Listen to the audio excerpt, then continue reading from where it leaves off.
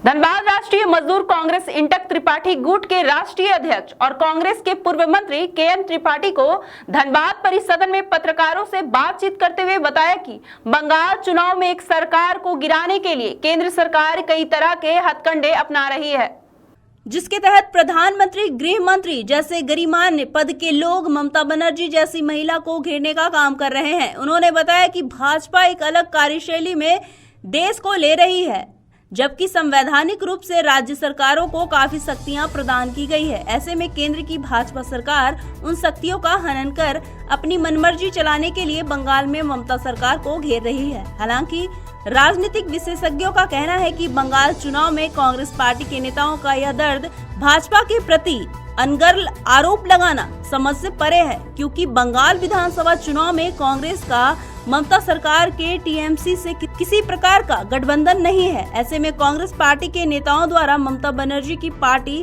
TMC का पक्ष लेना दोनों पार्टियों के बीच अंदरूनी खिचड़ी पकने का सबूत है। बीजेपी की तो कार्यशैली को देख करके देश के लोग हतप्रभ हैं। अरे भाई, हम लोगों ने भी इस देश पर 70 वर्षों तक शासन किया है। हमारे एक से एक प्रधानमंत्री हुआ करते थे। प्रधानमंत्री मनमोहन सिंह थे। प्रधानमंत्री मनमोहन सिंह को तो कभी हम लोगों ने नहीं देखा कि इस तरह एग्रेसिव किसी मुख्यमंत्री को हटाने के लिए पूरी शक्ति झोंक दी जाए।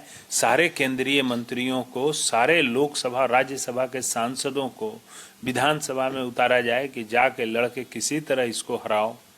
मतलब एक ममता, और जैसे अंग्रेज लोग घेरे थे ना झांसी के रानी को वध करने के लिए, उसी तरह ममता को ये लोग घेर लिया है चारों तरफ से और वो लड़ रही है। मुझे लगता है कि इस तरह का आचरण भारत के प्रधानमंत्री का, भारत के गृह मंत्री का नहीं होना चाहिए। उनको मर्यादाओं को नहीं भूलना चाहिए, उनको देश के फेडरल स्ट्रक्चर को नहीं भूलना चाहिए, उनको राज्यों को दी हुई ताकतें नहीं भूलनी चाहिए। संविधान ने स्टेट लिस्ट बना करके 47 सब्जेक्ट्स को उसमें डाला है, जिसमें लॉ एंड ऑर्डर है, लेबर लॉ है, एग्रीकल्चर कानून है। कई चीज़ें राज्य सरकार को दी हुई हैं, सेंट्रल को नहीं भूलना चाहिए।